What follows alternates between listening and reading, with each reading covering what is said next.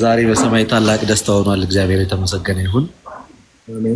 አንዲት ነፍስ ወደ ቅድስት ቤተክርስቲያን ተጨምራለች። ወደ ጌታ ኢየሱስ ክርስቶስ ህብረት፣ ወደ ቅዱሳን ህብረት ተጨምራለች። በጣም ደስ ብሎናል። ፍቅርተ ስላሴ ተብላለች ክርስትና ስሟ። እንግዲህ ፍቅርተ ስላሴ ብላችሁ እንኳን ደህና መጣሽ፣ እንኳን ወደ እግዚአብሔር ቤት ተመለሽ፣ ከእስልምና ወደ ክርስትና ጉዞ ይላል እና ቪዲዮን እየገባችሁ ኮፒ ሊንክ ሼር አድርጉት። የተወደደ ቀን የተወደደ ዓመት ወደ አባቴ መቅደስ የተመለስኩበት ማርባል ቀለበትን የተሸለምኩበት የተወደደ ዓመት አምሽቶ የመጣ አይገባም አትበሉ አይገባም አትበሉ አበክሮ የመጣ አይገባም አትበሉ አይገባም አትበሉ ፍቅር ስለሆነ እግዚአብሔር ለሁሉ እግዚአብሔር ለሁሉ ልጅቱን አሰግደኪላ አሰግደኪ በስማ አሰግደኪላ አሰግደኪላ አሰግደኪ በስማ አሰግደኪ በስማ የተወደደ ቀን የተወደደ ዓመት ወደ አባቴ መቅደስ የተመለስኩበት ማርባል ቀለበትን የተሸለምኩበት ሌሎችም እንደዚሁ መማር የምትፈልጉ እኔ አሁን ወደ 10 ማስተምራቸው ከ10 በላይ ማስተምራቸው ልጆች አሉ ቴሌግራም ላይ በቅርብ የሚጠመቁ እግዚአብሔር ከረዳቸው ከተለያየ አይነት ቤተ እምነት የሚመጡ ልክ እንደዚሁ ወደ ኦርቶዶክስ ቤተክርስቲያን መምጣት የምትፈልጉ ተምረን ክርስቲያን መሆን እንፈልጋለን፣ ወደ ቅዱስ ቤተክርስቲያን መጨመር እንፈልጋለን የምትሉ ሁላችሁም በውስጥ አናግሩኝ። ተከታታይ ትምህርት ሰጣችኋለሁ። ተምራችሁ ስጨርሱ ለማንኛውም እናንተም ትጠመቃላችሁ። ፍቅርተ ስላሴ ተብላለች እህታችን ወደ ክርስቶስ ቤተክርስቲያን ተጨምራለች። እንኳን ደስ ያላችሁ። ቪዲዮውን እየገባችሁ ሁላችሁ እነ ዘፍጥረት ምናምን ሼር ምናምን አድርጉት። ሁላችሁም ኮፒ ሊንክ ሼር አድርጉታል። ይሄን ለማስተላለፍ ነው ይሄ ዛሬ በሰማይ ታላቅ ደስታ ነው ይላል። እንግዲህ በአንዲት ነፍስ መዳን አይደል? እንዴት አታወግዙም ምናምን ሲል እኛ ማንን የምናወግዘው? ሰው ከተመለሰ ለራሱ መልስ ከመለሰ ያው ለመልስ ይሆናል ብዬ እንትን አልኩኝና በጣም ነበር ሲያንጨረጭራቸው የነበረውና ግን ትልቁ ምኞታቸውን ስረዳው ለካ ማርያም የምትለው አሰብ ያማቸዋል እና እንዲሁም በጣም ነው የተናድጄ ኦቨር ሊያናደኝ ነበርና ማርያም የአይኔ ፕሌን ናት፣ ማርያም አይናችን ናት ብዬ ሁሉ መለስኩላቸውና እስኪ የተወሰነ ቢሉበት እዛ ላይ መልሶት ላይ እስኪ እንደው እኔ አይ ሁሉም ሰው እንደው አሁን እመቤታችን ላይ በጠላትነት የተነሱ ሰዎች እንደው እውነት እንነጋገር ቢባልና እውነት እንነጋገር ስለእመቤታችን ቢባልና ኢየሱስ ክርስቶስ አሁን በጸሎት ሃይማኖት ነው አይደለ? የሁሉ ነገራችን መገለጫው የማይታይ ዘይተሬ ተሬ ነው አይደለ? የማይታይ ታየ ነው የምንለው። እንዴት ሆኖ ነው የታየው? በምንድን ነው የታየው? ራሱ ክርስቶስ ሲናገር ለምታት አጥንትና ስጋ የለውም ብሏል አይደለ? ለቶማስ ሲነግረው ና ዳብሰኝ። ይሄ የሚዳሰስ ስጋ፣ የሚቸነከር ስጋ፣ የሚገረፍ ስጋ፣ ይሄ ሁሉ ነገር የነሳው ከማን ነው? ከእመቤታችን ነው አይደል? ስለዚህ እመቤታችንን እንደው ክብር ለሚገባው ክብር ይሰጥ ቢባል በዚህ ዓለም ላይ ከእግዚአብሔር በታች እንደ እመቤታችን ክብር የሚገባው ማንም ሰው አይኖርም እና የእመቤታችን ጉዳይ ሲነሳ የኛ የቃላት እጥረት ነው እንጂ አሁን እመቤታችን ስለ ጌታ ያየችው ነገር ከጽንሰቱ እስከ መጨረሻ እርገቱ ድረስ መዋዕለ ሥጋዌውን ቢተርክ ከእመቤታችን የተሻለ ሊተርከው የሚችላል ወይ ነው እና ያኔም እዛ አውደ ምሕረት ላይ ያ መልእክት ሲተላለፍ መዋዕለ ሥጋዌውን ነው እንጂ ሀልወተ እግዚአብሔርን እያወራው አልነበረም። መዋዕለ ሥጋዌውን ነው። ያ በስጋ በተገለጠበት ዘመን የሆነው ነገር ሁሉ የሆነው ከሷ የተነሳ ነው። ከሷ ያንን ስጋ ስለነሳው እና ያንን ሰማይና ምድር የማይችሉትን ጌታ የወሰነችው በራሱ ፈቃድም ቢሆን በማህፀን የተሸከመችው እሷ ናት።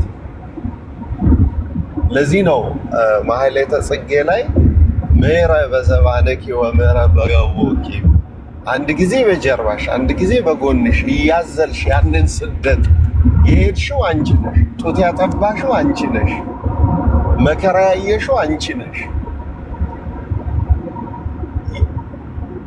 በነፍሷ ሰይፍ ያለፈው በእሷ ነው። መስቀሉ ላይ የሆነውን ነገር ያየችው እሷ ናት።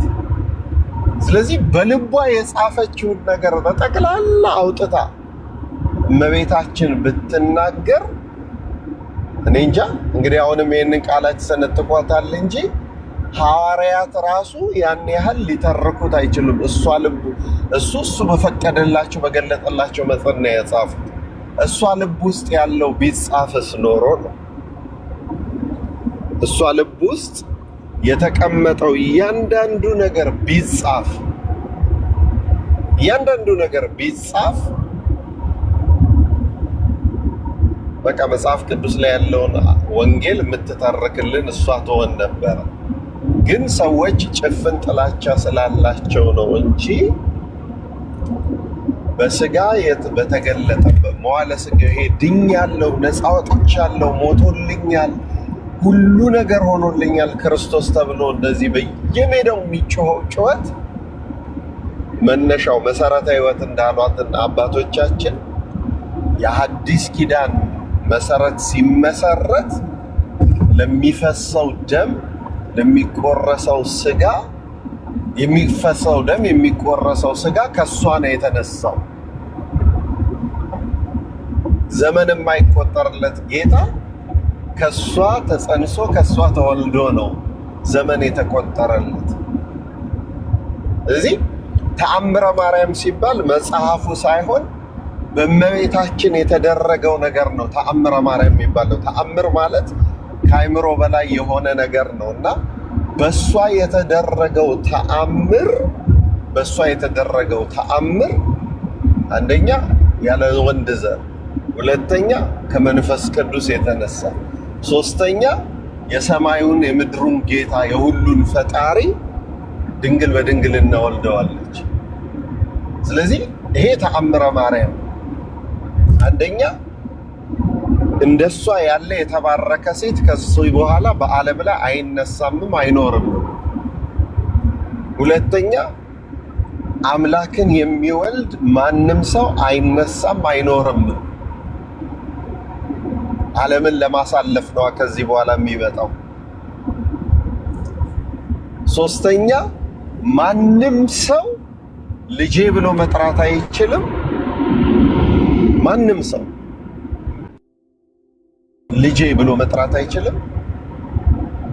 ማንም ሰው ደግሞ እንደሷ ሊሆን አይችልም። ስለዚህ የእመቤታችን ነገር ሲነሳ ያ ትምህርት ሲሰጥ ሊተላለፍ የተፈለገው መልእክት መዋዕለ ሥጋዌውን ነው እንጂ ሀልወቱን ወይም ደግሞ ቅድምናውን ወይም ቅድመ ዓለም የነበረውን ሀልወቱን እንትን ለማለት አይደለም። አውደ ምሕረት ላይ ስትቆም በሰዓት የተገደበ አገልግሎት ስለሆነ ነጥቡን አስያዘ ለመሄድ ስትል ሁል ጊዜ ዳይፀ ልሳን ይፈጠራል፣ እንትኖች ይፈጠራሉ እንጂ አሁንም ማንም ሰው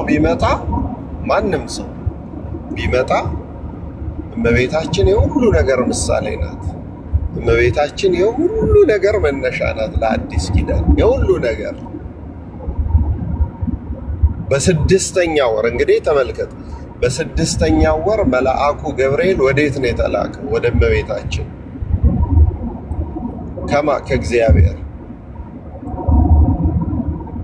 እስኪ ለተለየ ዓላማ አሁን ለምሳሌ ለሶምሶን እናት መልአክ መጥቷል። ለኤልሳቤጥና ለዘካርያስ መልአክ መጥቷል። ለዘካርያስ ተገልጦለታል። ብዙ ጊዜ መላእክት መጥተዋል። እንደዛ ያለ ሰላምታ የሰጡት ሰው፣ እንደዛ አይነት ንግግር የተናገሩት ሰው አለ? የለም። ከማ በቀር? ከእመቤታችን በቀር።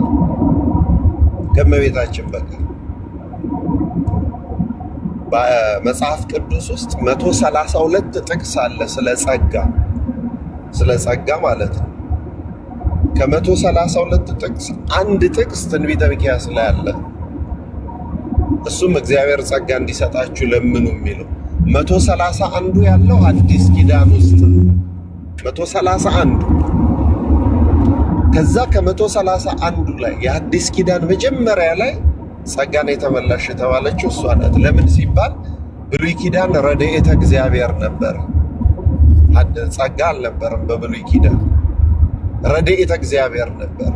ሲቀርቡት ይቀርባቸዋል፣ ፊታቸውን ካዞሩ እሱም ፊቱን ያዞራል። በረድኤት ነበር። ረድኤተ እግዚአብሔር ቀርቶ ጸጋ እግዚአብሔር የመጣው ኢየሱስ ክርስቶስ ከእመቤታችን ተወልዶ ረድኤተ እግዚአብሔር። ለምሳሌ ሃይማኖተ አበው ላይ ቅዱስ ጎርጎርዮስ ይመስለኛል እግዚአብሔር አለ፣ እግዚአብሔር በሙሴ ዘመን በደብረ ሲና ቃሉን በታቦት ላይ እንደጻፈ አለ። ቃሉን በታቦት ላይ እንደጻፈ በአዲስ ኪዳን ደግሞ በአዲስ ኪዳን በአንቺ ላይ ጻፈው። ማንን? ቃሉን። ማን? እግዚአብሔር። ስለዚህ ነው ወኮነ አራቄ ለአዲስ ኪዳን ብለን እመቤታችንን ታቦት የምንላት። ዝም ብሎ አይደለም የእመቤታችን ነገር፣ ዝም ብሎ እንደው እንደ እንግዳ ደራሽ ላይ ድንገት ተነስተ የምትጀምረው ነገር አለ። በእግዚአብሔር አሰራር ድንገት የሚደረግ ነገር የለም። በእግዚአብሔር አሰራር እግዚአብሔር የእውቀት ችግር የለበትም። እግዚአብሔር መንፈስ ነው። ለመገለጥ ኦብጀክት ይፈልጋል፣ መገለጫ ነገር ይፈልጋል። ስለዚህ ከተገለጠባቸው እግዚአብሔር ራሱን ከገለጠባቸው ብዙ ምሳሌዎች፣ ብዙ ነገሮች የተገለጠው በእመቤታችን